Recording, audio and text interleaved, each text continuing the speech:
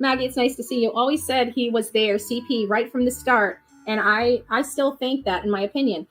Well, it goes back to the theories that we had. One, it is possible that he was there. It absolutely is possible. Why? Well, one, he's failed to give us one scintilla of his alibi to dispute that he was anywhere but there. That's his home. That's where he lives. That's where he resides. Why wouldn't he be there?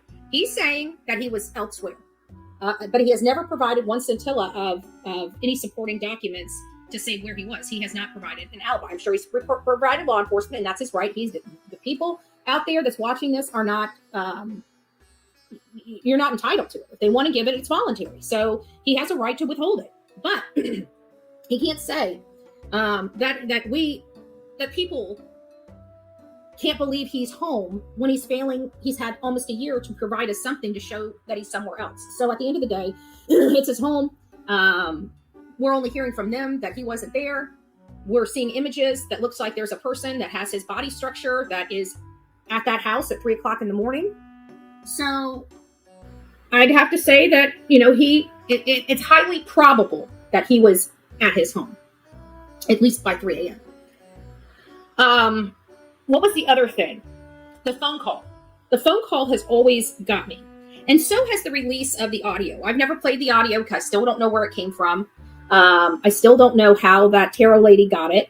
That would be the step I need to do. Like even with the images, the enhancement by the car, right?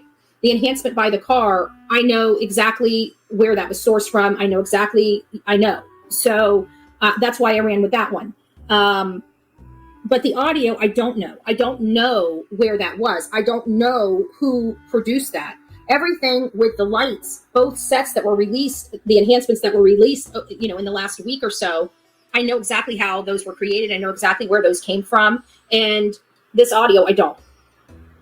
So I've never ran with it. But if that audio is accurate and we apply that audio to the to that 3-hour phone call, or 2.5 hours. Remember, originally it was 9. Then we found out the call came in at 9:43 or 9:46. I'm sure it's probably closer to 9:43, but it could be as late as 9:46.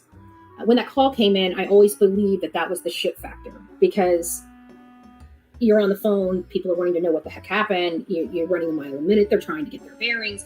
So, and then the planning starts at that moment. So I felt like the 3-hour call, 2.5-hour call was significant. But I also paid attention to the time that they said they got off the phone and the time that these lights started appearing in and around their home at night. And it is within that time frame to drive from Mississippi back to Hendersonville. And that would equate for that time, that gap of time from when that call was. Peter Hyatt brought it to our attention that most likely, and he's not the only one, there's other experts out there that have brought to our attention that they believe something happened right around this 10 o'clock when that phone call was made.